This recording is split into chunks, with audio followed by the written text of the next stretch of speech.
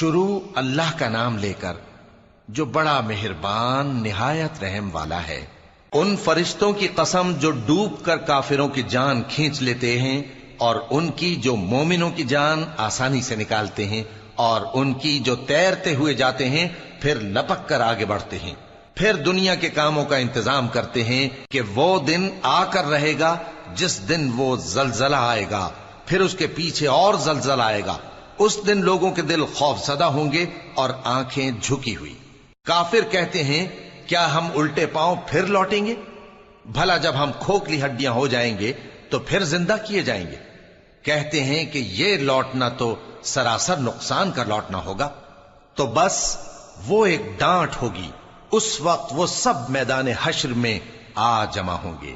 بھلا تم کو موسیٰ کی حکایت پہنچی ہے جب ان کے پروردگار نے ان کو پاک میدان یعنی طویٰ میں پکارا اور حکم دیا کہ فرعون کے پاس جاؤ کہ وہ سرکش ہو رہا ہے، پھر اس سے کہو کہ کیا تو چاہتا ہے کہ پاک ہو جائے اور میں تجھے تیرے پروردگار کا رستہ بتاؤں تاکہ تجھ کو خوف پیدا ہو؟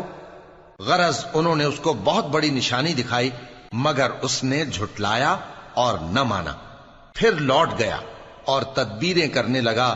سو اس نے لوگوں کو اکٹھا کیا، پھر بلند آواز سے بولا، سو کہنے لگا کہ تمہارا سب سے بڑا مالک میں ہوں۔ تو اللہ نے اس کو دنیا اور آخرت دونوں کے عذاب میں پکڑ لیا۔ جو شخص اللہ سے ڈر رکھتا ہے اس کے لیے اس قصے میں عبرت ہے۔ بھلا تمہارا بنانا مشکل ہے یا آسمان کا؟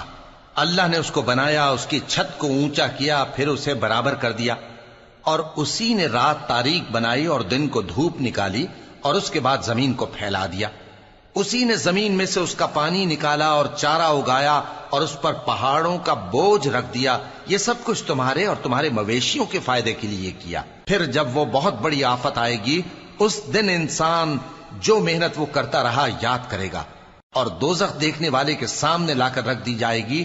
اب جس نے سرکشی کی اور دنیا کی زندگی کو مقدم رکھا تو اس کا ٹھکانہ دوزخ ہی ہے، اور جو اپنے پروردگار کے سامنے کھڑے ہونے سے ڈرتا اور نفس کو بیجا خواہشوں سے روکتا رہا تو اس کا ٹھکانہ بہشت ہی ہے۔ اے پیغمبر صلی اللہ علیہ وآلہ وسلم، لوگ تم سے قیامت کے بارے میں پوچھتے ہیں کہ اس کی آمد کب ہے، سو تم اس کے ذکر کی طرف سے کس فکر میں ہو؟ اس کا منتہا یعنی واقع ہونے کا وقت تمہارے پروردگار ہی کو معلوم ہے۔ جو شخص اس سے ڈر رکھتا ہے تم تو اسی کو ڈر سنانے والے ہو۔ جب وہ اس کو دیکھیں گے تو ایسا خیال کریں گے کہ گویا دنیا میں صرف ایک شام یا ایک صبح رہے